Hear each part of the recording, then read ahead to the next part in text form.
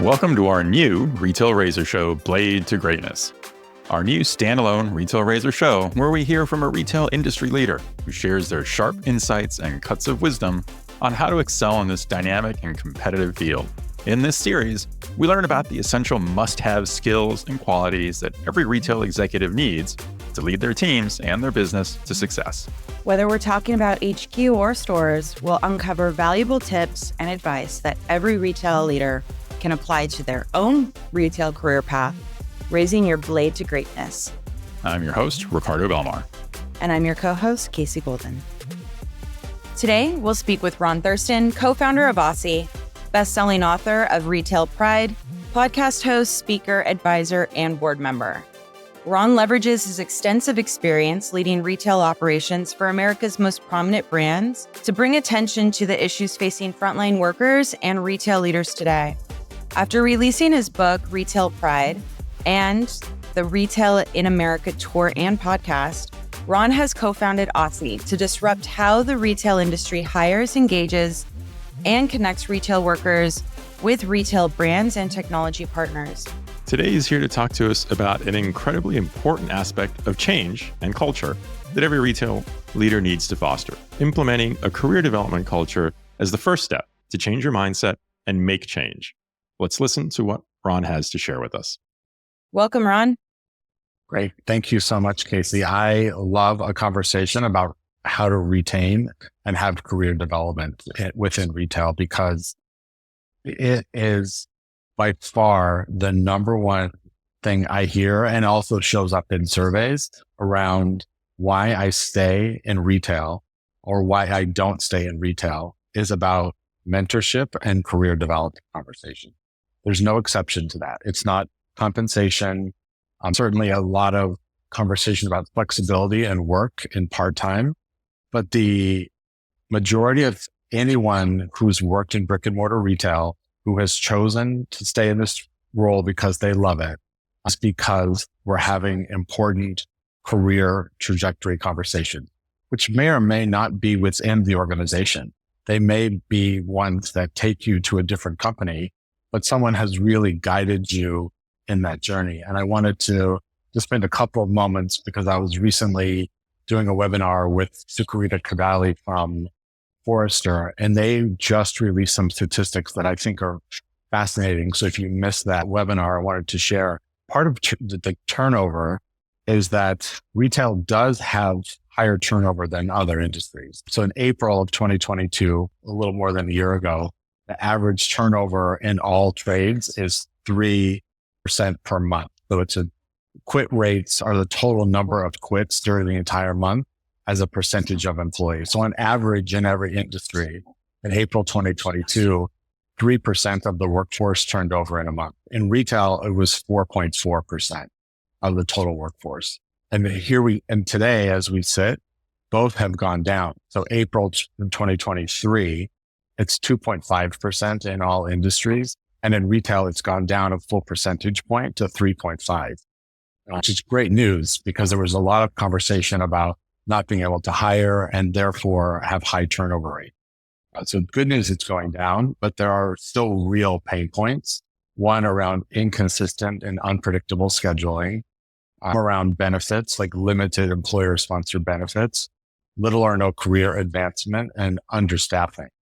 And the reason, the understaffing becomes such an important point in retention because it said in April 2022, 63% of workers say that staff shortages are contributing to their burnout.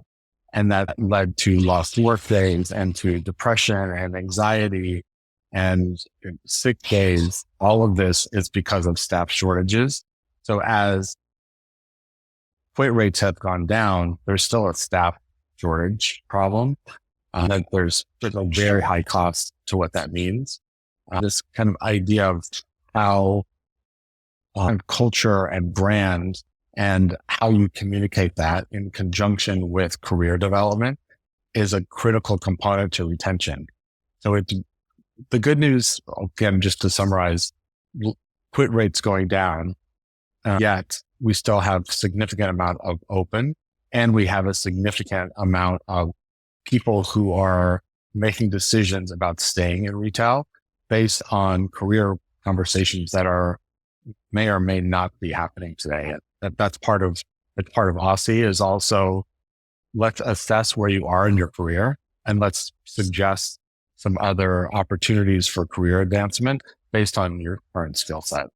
So, Ron, one of the things that has always struck me in this topic is that in the past, we've always heard a lot of retailers using phrases like, our store teams, they are the front line that represents our brand to the consumer.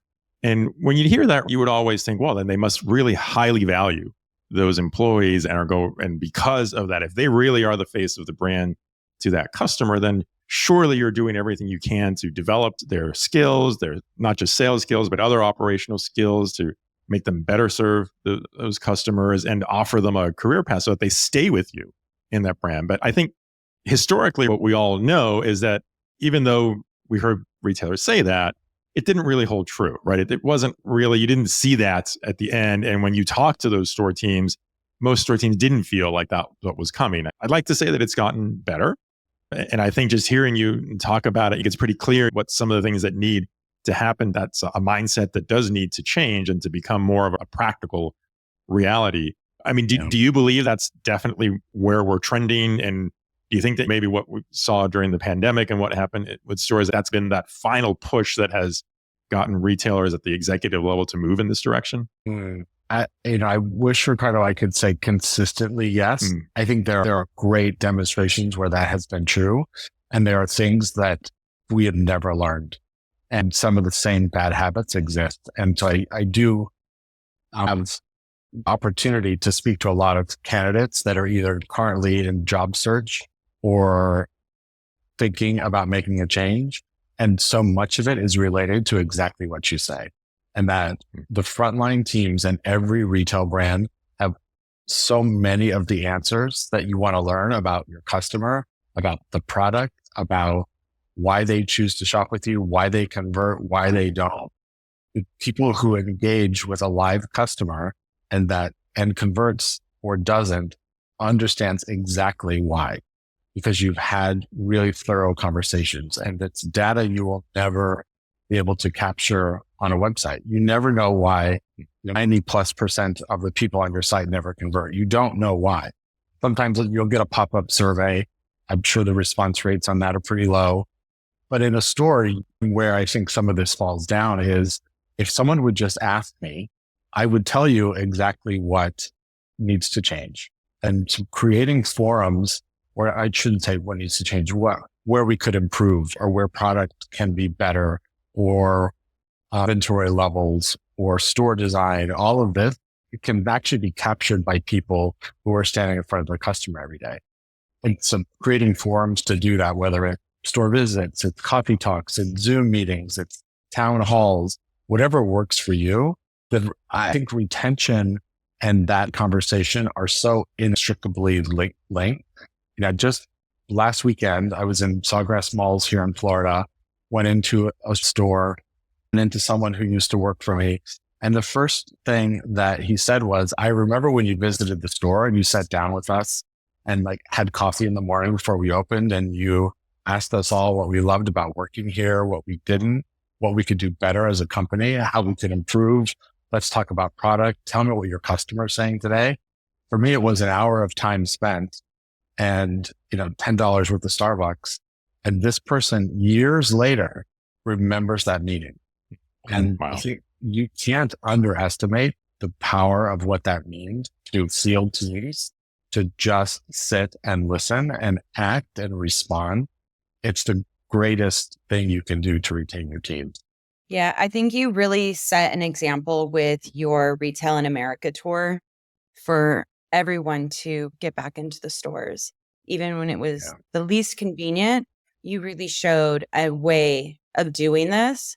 Because if I worked on a retail floor and I was looking for a job change, you'd be my number one dream phone call, right? I would already be following you on LinkedIn. You would already be like the ideal, I've got to get a meeting with Ron. I'm looking for a career change. So I think that you've become this great ambassador. And I think that that bridge it's hard for other people to say how to grow, like how to develop these types of cultures.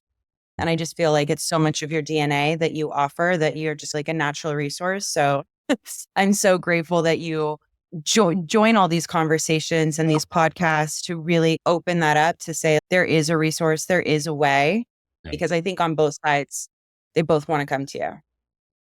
Thank you, Casey. That's really kind. I would say it's easier to do than you think it is. And that engagement is nothing more than honest and thoughtful and empathetic conversation. And we all know how to do that. But just doing it is the first step. And, whatever that needs to look like. And I just think sometimes we're afraid to take that first step because you're also afraid of maybe what you're going to hear. Sometimes it's like you coach the team before the CEO arrives and you say, well, make sure you don't talk about this and don't do that. And I would come from the place of, tell me the worst thing. What do you hate about working here? Like, tell me. And in a very like thoughtful and honest way, because they want you to tell me the truth.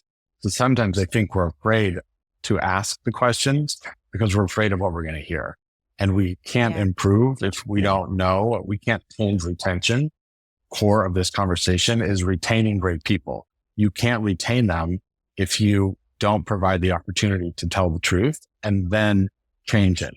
And that for me is the best thing you could do, is to say, you know what? I'm so glad we had that meeting. I didn't actually know that. And therefore, this is what we're going to do differently at our company today.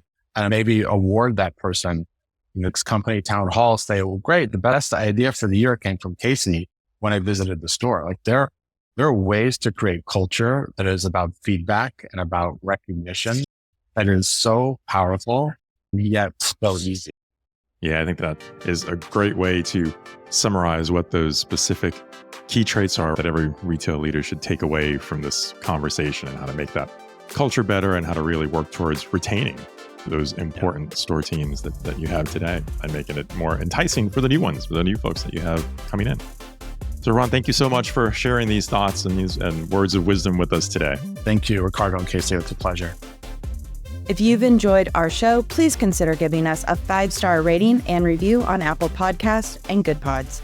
Remember to smash that subscribe button in your favorite podcast player and tune in on YouTube so you don't miss a minute. I'm your co-host, Casey Golden. Please share your feedback with us on Twitter at KCC Golden, Ricardo_Belmar, and at Retail Razor, or find us on LinkedIn, Threads, and Instagram. For the best highlights from each episode shipped straight to your inbox, subscribe to our Substack newsletter for full episode transcripts and bonus content. I'm your host, Ricardo Belmar. Thanks for joining us. Until next time, keep cutting through the clutter and stay sharp. This is the Retail Razor Blade to Greatness.